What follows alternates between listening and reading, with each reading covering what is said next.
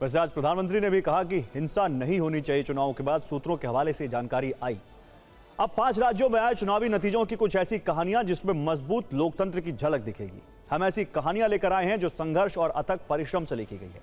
खास बात यह है कि इन कहानियों को लिखने में भरोसे की उस स्याही का इस्तेमाल किया गया है जो राजनीति के इतिहास में वर्षों नहीं मिटेगी। पहले हम आपको बंगाल लेकर चलते हैं, जहां ममता बनर्जी की हार के साथ चर्चे उन 3 महिलाओं की जीत के हैं जिनका अब तक कोई नाम भी ठीक से नहीं जानता था।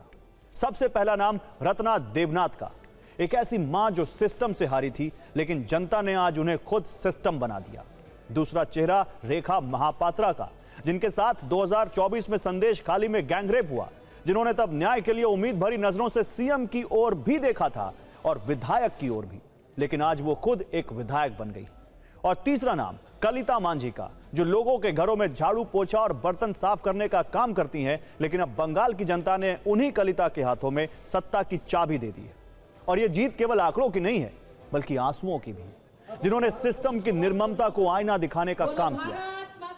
पहले आपको एक मां से मिलवाते हैं जिनकी जीत सबूत है कि लोकतंत्र में जब जनता का गुस्सा संगठित होता है तो वो सत्ता के मजबूत किले भी गिरा देता है।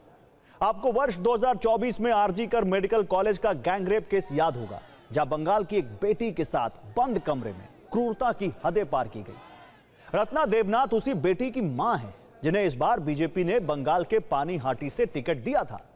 रत्ना देवनाथ ने प्रचार के दौरान अपने दुख को बंगाल की महिलाओं की सुरक्षा के लिए एक नैतिक लड़ाई बना दिया।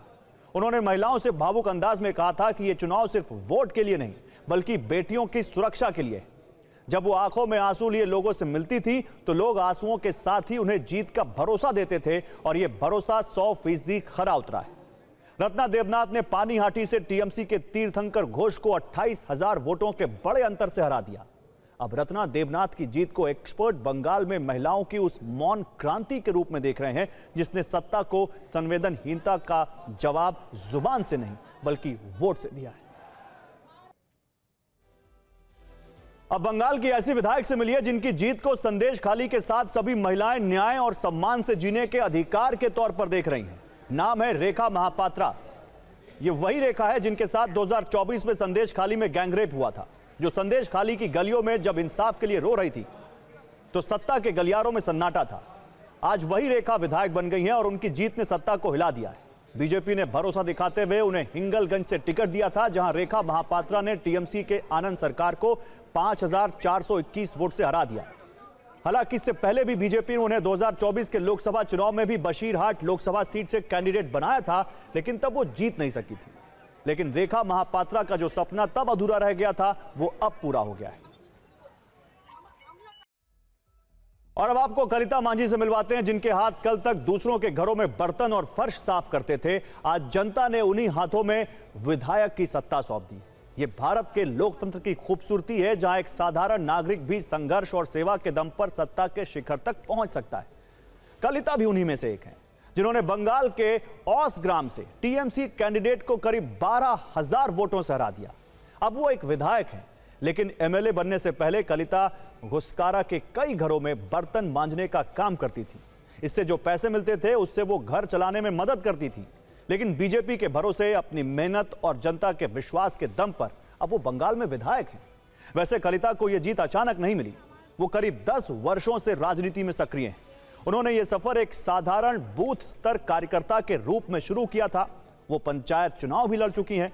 बीजेपी ने इससे पहले उन पर वर्ष 2021 के विधानसभा चुनाव में भी भरोसा किया था।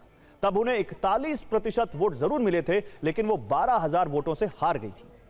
लेकिन हार के बाद भी उन्होंने मैदान नहीं छोड़ा और अब नतीजा सामने है। কিভাবে দেখবো মানে আমার আউসগাঁওবাসী যে এই দুর্নীতিগ্রস্ত হয়েছিল তাদের জয়, তাদের হয়ে লড়াই করে আজ জয়ী হয়েছে। তারা যেভাবে অত্যাচারিত হয়েছিল এবং নারীদের সুরক্ষা নেই, স্কুল কলেজ কোনো ব্যবস্থাপনা নেই, হসপিটাল নেই, তাদের জন্য এই লড়াই করে আজকে এই জায়গায়। এবং তাদের ভালোর জন্য আমি যতদূর লড়াই করতে হয় ততদূর